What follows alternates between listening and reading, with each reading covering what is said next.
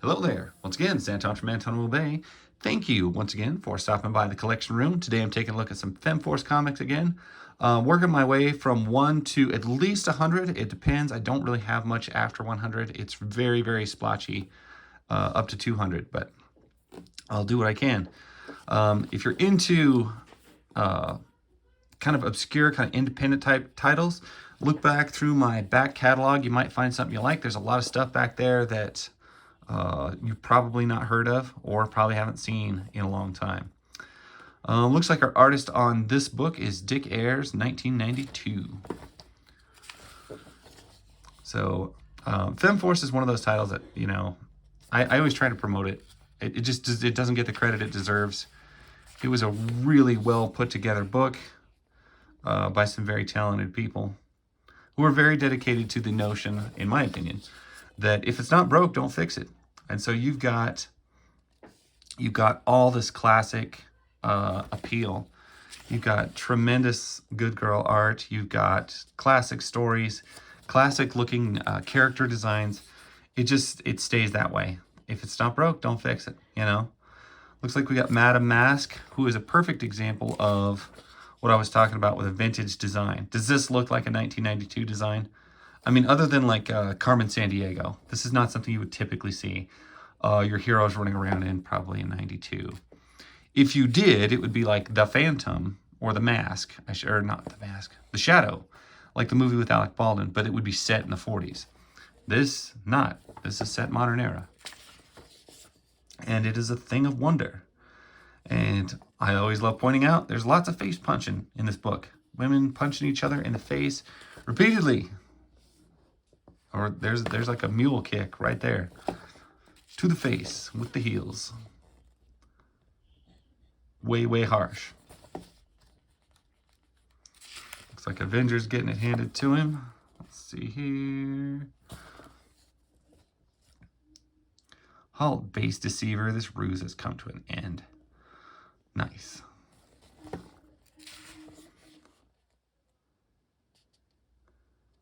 Beautiful black and white pages and panels. And like I said, story by Bill Black, pencils by Dick Ayers, inks by Mark Heike and Bill Black. Everybody chipped in. AC back issues, which, oh my goodness, are those expensive now. Super difficult to locate and find. Soviet bank backing Yank Co-Venture. That is a weird headline. I need to read these pages like this more. There's so much interesting stuff in them. It's just usually I'm there for the story and I'm reading along and I don't get it. You know, I don't read it. I don't take the time. A Too Tall Tale. Looks like Femforce dealing with Gamazon invasion. I'm guessing this is Garganta. A reoccurring giant. There are many reoccurring giant women in the book. It's a thing that they just frequently do, and it often costs me monetization. But very beautifully done pages. I did not see who the artist was on this one, but it looks fantastic. Digging it very much. Love Goddess. Femme letters. I never really take the time to read the letters in the back of comics. I feel like I should.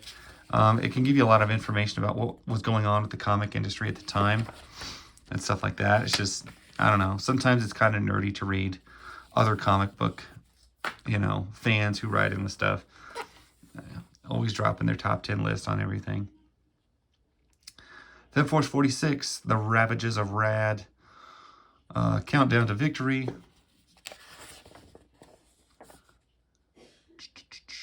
Nationwide talent hunt for Femforce beauties. See, pre-cosplayers, they had, I don't know, just crazy stuff like this. Could Sharon Blair be picked to play Sin in the FF movie?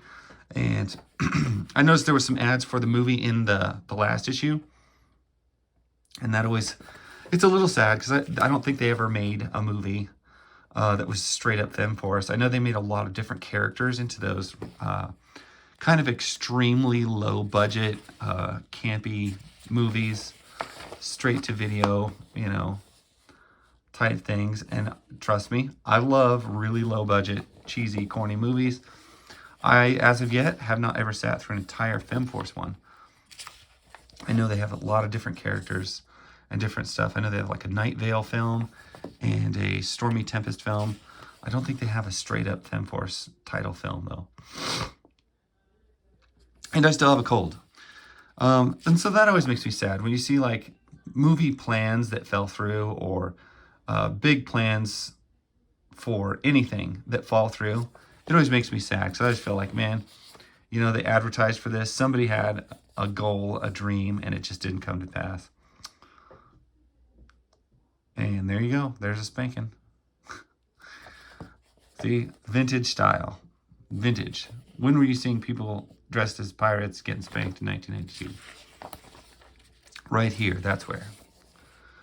Femforce the movie. How sad. Like it never happened. Because I really wish it had.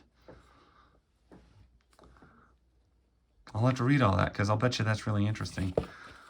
And tragic.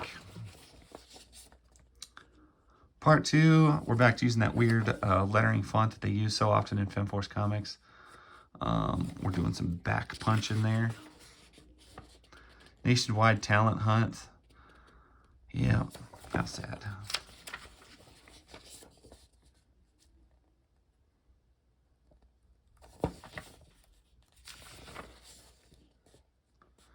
Got some pretty violent action. Oh yeah. Grab the leg, whip him into the ground like a tent peg. Nice.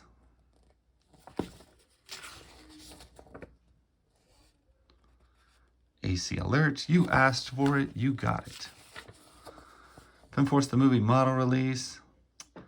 Yeah, that's just awesome that they had all that going. It's just too bad that it didn't like get through there. Look, just give them your social security number. You fill out that form. Crazy. How the world worked so differently in 1992. It was a beautiful time. The 90s. Looks like we got some more. Garganta. And ew. Ew. Oh, he looks awful without his metal jaw.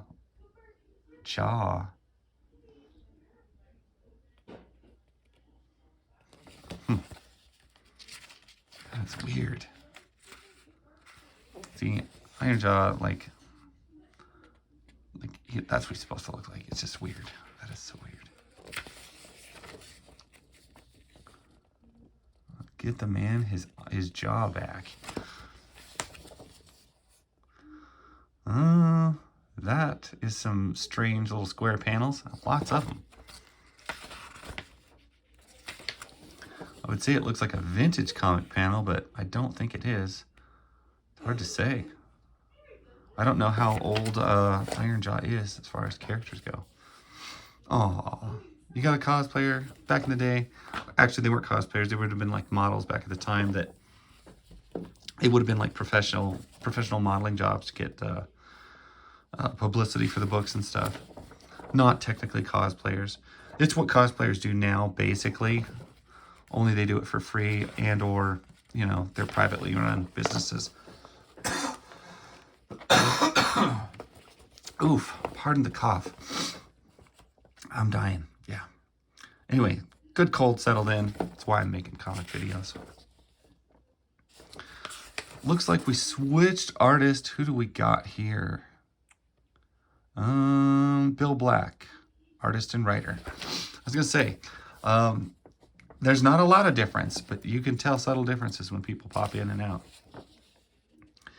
And, you know, I originally kind of liked Bill Black's art the best. Like, he was my favorite artist on this book. I'm not so sure now. I mean, I keep seeing, like, I don't know. I really like Heike's work. It looks good. I don't know. Bill still does some awesome pages. I know I've given Gorby some crap on his art, but I know he probably drew the very first book that I picked up that was Femforce.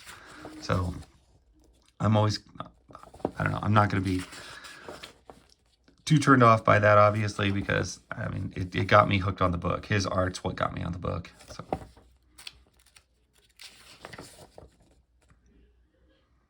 I like the way he draws the eyes on these better than Bill Black. They're just, I don't really care for that really cat's-eyed look that they go with sometimes. Did we switch artist again? Feels like we did. Did we jump to a different story? Oh, I can't tell. Sometimes I can tell, sometimes I cannot tell. But it looks glorious. Big pages, big panels. Look, there's almost no boxed in panels on either of these, but there's clearly, you know, 4 or 5 different panels divided. It's glorious. I love how it's done. Looks very good, very rounded.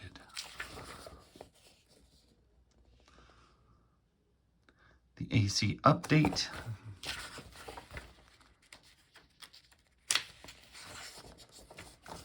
Garganta making another push to get this video demonetized. That's pretty standard. It is a logical problem. If you have giant people, how do they have clothes? I mean, we don't cover this in a lot of videos or in a lot of like comics and stuff. Like, how do these, like, okay, in Marvel, it's always just like, oh, Reed Richards came up with unstable molecules. I don't know what DC does for plot device clothing, but whenever you're dealing with giants, I always have to wonder, it's like, well, what was your plan? Did you have a plan for that? How are you accommodating that? Otherwise, you just got Hulk's really ridiculously stretchy underpants. We got Rad vs. Rad. Who's our artists? Illustrated Dick Ayers and Heike Black and Hunt. Nobody seems really like credit hungry on these. I've seen sometimes they just kind of throw random names in there, or they use like not even their real name, and they'll write out a bunch. They'll do like a title. And I thought it was funny. It's like, man, you worked on all that book. You made a great product. You didn't even use your real name. You just left some sort of weird, like, oh, what's the one's name? I don't even think it's a name. He just leaves like a, I forget what it is right now, but he leaves like an alias. That is some amazing page there. I know it sounds wrong, but that's something that I would love to sit there and just like color with a crayon. Fill that in.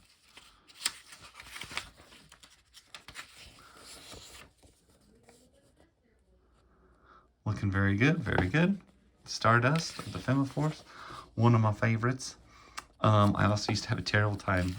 I would say, when I was younger and I found this book, I would say Femforce as opposed to Femforce, which was just one of those weird mispronunciations that a 12-year-old makes. Femforce. Oh yeah, Giganta looking great, or Garganta. Sorry. Giganta is DC. Garganta is here. It's hard to keep them all straight.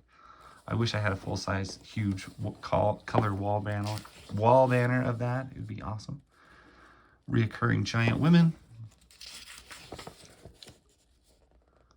It's looking fantastic.